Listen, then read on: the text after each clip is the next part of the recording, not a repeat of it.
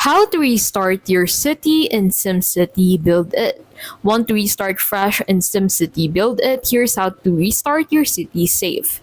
So, if you're using an Android device, what you can do to reset this is to go ahead and close the app. So, head over into your home screen and close SimCity BuildIt. So once you're on your home screen, go ahead and long press the app and then select the app info icon, and that will take you into the app info page.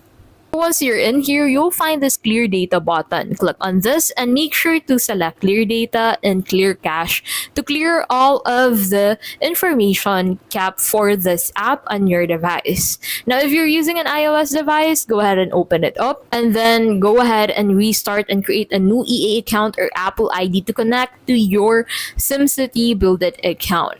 Now, another option is uninstalling and reinstalling the game. On Android, clear data or reinstall. On iOS, use a new EA or Apple ID, and that's the only way to restart your city.